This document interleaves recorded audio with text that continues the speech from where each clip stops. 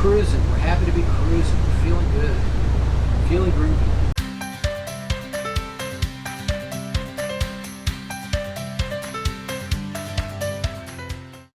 It's an early morning for us. We had a good walk, didn't we, Jasper?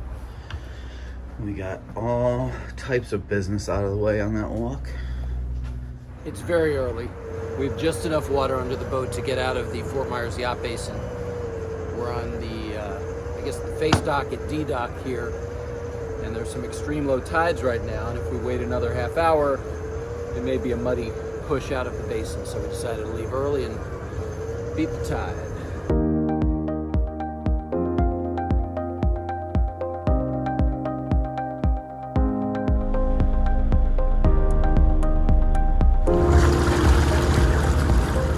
Change of plans, we're backing down the fairway because there's a little current running through here, and it would have been just enough to push us a little willy-nilly, which we don't want to be in this fairway.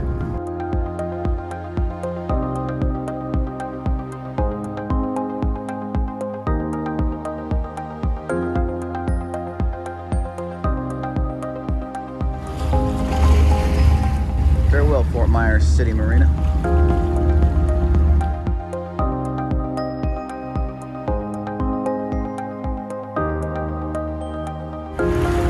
There's where we came from, and there's where we're going.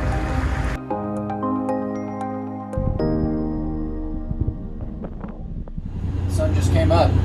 We're underway. We've been underway about a half hour already. All systems are nominal. I'm happy to report. Not a great night's sleep. We had to get up early because of the tides to get out of the basin before it dropped too low. But it should be a relatively easy ride. With little wind there is going to subside, or is forecast to subside in any event. In the course of the day, the seas out in the Gulf are supposed to be flat. It's about probably a 5-hour or so ride, all told, into Naples. Looking forward to a good day on the water. Admiral, you? Huh? I'm looking forward to a good day on the water. I'm looking forward to finishing that first cup of coffee. But yeah, looking forward to a good day on the water, heading to Naples. Cruising through Fort Myers, and that is the Veterans Memorial Bridge, I think. The Midpoint Bridge is also known as. And look at the traffic building on the bridge. These are those moments. Look at that beautiful sky. When we, with all respect to the folks up there, are very happy to be the folks right down here. Oh, wow. We're cruising from up here today. It's already beautiful. Yeah, I'll get it set up in a few.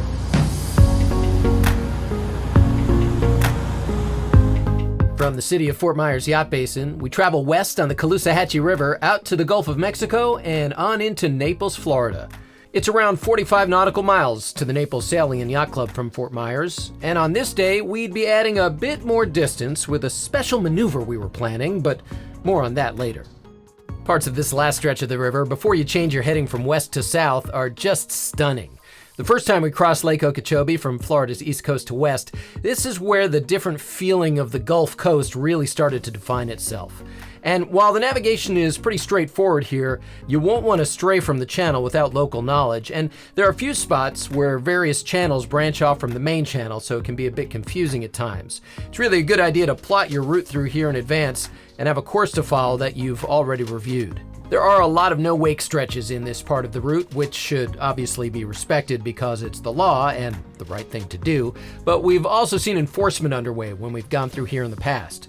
And from past experience, it's worth pointing out that this area can be a bit zoo-ish with lots of boats on the weekends. Fortunately, this was a nice, quiet weekday morning.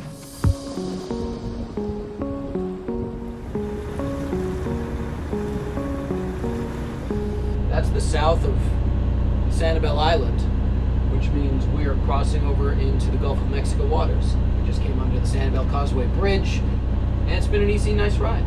I think it's about a 40 nautical mile ride to Naples, which is where we're headed today. Apparently the red tide is not great, but it'll be what it will be. Everything seems to be in fine working order. Landings Marina. And we're going that way. South. We also saw our first dolphin sighting this morning. We did see our first dolphin sighting this morning. That's right. We heard Jasper get all excited. He was up on the bridge. He loves riding up on the bridge, even if we're not up there. By the way, today we're riding up on the bridge. Once it clears like 65 degrees, we're up there. Do you mind if we sit up here with you today? I don't think I mind, but my ears are back, so I am pulling off the helm cover, uncovering the seats, getting ready to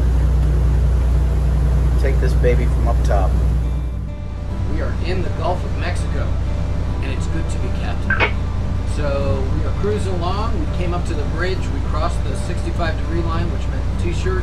I'm thinking shorts before we arrive in Naples. We got about 14 nautical miles to go, and what we're going to do is pause because it's so calm. We want to recalibrate or try to recalibrate the compass on the autopilot because the headings have been a little wonky for a while now. We just haven't had a good opportunity. So we're going to do that. We're cruising. We're happy to be cruising. We're feeling good. Feeling groovy. Never done anything like this before. So since we were making such good time and the conditions were calm, we thought this would be a good opportunity to retreat down to the pilot house and recalibrate the compass in our autopilot. We'd been having a problem where we'd make a significant change in course and then suddenly the heading from the autopilot would get all out of whack with the boat's actual heading. Now, we didn't know if this would solve our problem, but we really hoped it would be the fix since it was the simplest solution. We really rely on our autopilot to keep us on course and keep our travel as efficient as possible. This was a first for us on OLOH, so fingers crossed. Start compass calibration by turning the course knob clockwise. The display will flash calibrating. Yep. When the calibration is complete, after having completed approximately 1 1/4 turn, it will be confirmed by the display reading confirmed. Makes sense. So I need to go a little faster. If we're going to do it in 45 to 60 minutes. No, I don't know. 45 to 60 minutes would be a Or I mean 45 to 60 seconds. I don't mean to be corrected in corrector speed. Calibrating. You know, somebody's out there saying, something's wrong with that boat, they're driving in circles. No, people are saying, oh, they're calibrating their compass. Nah, I don't know about that. I think our last boat we had to do figure eights. Yeah, we did. Jasper's up top wondering what the hell's going on. I'm even flapping up there. Hey, you want to come down and watch the compass calibration, Jasper? When it's complete, it will be confirmed by the display reading confirmed. So, Or it will say error, right? or it'll say area. Once it's calibrated, we need to check it against a known reference, Well, that's easy. another compass, or leading line. Confirmed yet? Not yet. Still calibrating. Keep going. We're almost at a turn and a half. So to give you a sense of what that looked like, this is a recording of OLOH's actual track as we were making that maneuver. The little red dot is OLOH. It surprised us to see that we actually cut a pretty perfect circle. Pretty good. And then confirmed. Interesting. Excellent. Now let's... So once you check it, if the reading is correct, plus or minus 3 degrees, except for a fixed offset, proceed to the next menu by pressing starboard forward button. Our compass says we're going 240 degrees magnetic. That's correct. That's what the compass of the autopilot thinks. The key is when I turn to a different heading, is that going to stay pretty lined up? Let's find So out. that's what I'm going to find. So I'm going to turn right towards shore as long as we know there are no pots. So you're gonna try. I'm just going to You're head gonna back. turn to the port and see what happens. Turn to port. We're going to see no boats. It's encouraging. That's encouraging. Oh look, they're staying pretty close. Yeah. So these are the two numbers we're talking about right here. I'm feeling pretty good about this. I'm going to get back on our course line, Get back on your course line. We'll get back up top. see what happens. We'll ride it out to Naples. Ride it out. All right.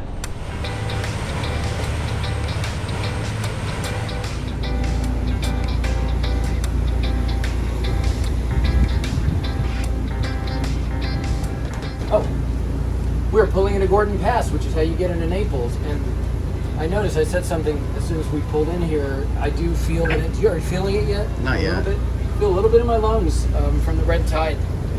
But we're heading in. It's an easy approach in. The common wisdom is to check the latest survey that you can.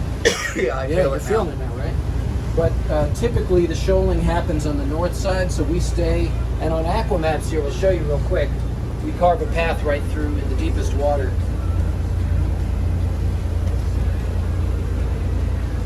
Other than that, it's a straightforward entrance. The boaters we've noticed in Naples don't have a particular regard for minding their speed around you, so it is what it is. Yeah. Not universally, but we've had an experience. Fortunately, it's not a weekend, so we're heading in. Okay. Look at how beautiful this is. Yeah, it's pretty strong. The effects of the red tide really surprised us. It's a harmful algae bloom in the water with a variety of conditions that can bring it about. We've never experienced it before, and it happened to be particularly powerful at this moment, causing our chests to really tighten up. Off our port bow there with the mega yacht is the Naples City Dock. We are hoping to give them a try our next time through. If they have space, it is always pretty booked up, but apparently the docks are very nice since they were rebuilt.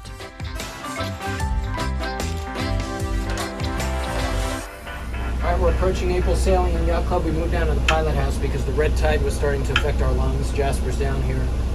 And this is a tight little entrance to this little basin where there's a T-head waiting for us, and we're going to pull between a cat and a hat. The cat and the hat. We're going to go between them and pull in, and all will be well. Could you say that in French? Cat, hat. In French, chat chapeau. In Spanish, he's el gato en el sombrero.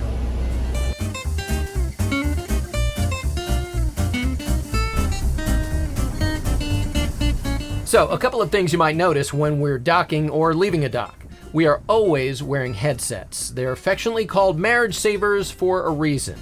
Have you ever been at a marina while the people on a boat are yelling at each other as they try to communicate when pulling into a slip? Yeah, there have definitely been some relationships that ended from a bad docking experience. Well, these headsets allow us to calmly speak to each other in our natural voices without yelling and without the need to push any buttons. They're totally hands-free and wireless. Tim can be all the way on the back of the boat while I'm up front, nearly 60 feet away, and we can communicate flawlessly. We use and love the EarTech ultralight headsets and wouldn't cruise without them. You can check out the link in this video's description section for all the details. As you can see, there's not enough wind to move that windsock, but we like having our burgee, that's the little flag flying up on the bow, because it can pick up even light winds and give me a better handle on how to compensate, even for a small breeze. That is me piloting the boat as I'm standing up on the foredeck. We use the yacht controller system, and it's really one of the best tools in our toolbox. I can stand anywhere on board that gives me the best visibility for whatever maneuver we're performing, and remotely control OLOH's gears and thrusters, which is all we use when we're approaching or leaving a dock, a mooring, or an anchorage.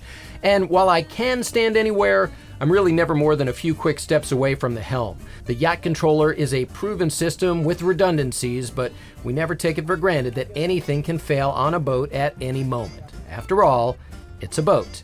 It is particularly helpful to have Yacht Controller on this tight approach. It was really good to be back at the Naples Sailing and Yacht Club, and even though things are far from perfect, it is a far cry from the uncertainty of our last visit here as we were fleeing the Keys just as the pandemic was unfolding.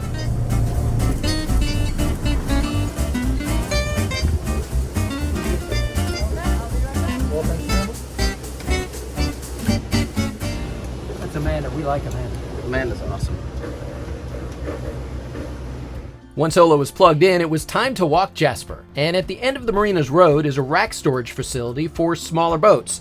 We thought it might be interesting for people who have never seen this kind of an operation before to check out a little bit of how it works. Indoor boat storage at its finest. They've got the third floor. Want to use their boat today? Make a phone call. Mr. Forklift comes out, pulls their boat out, drops it in the water. From that height? Yeah, just drops it right from that height.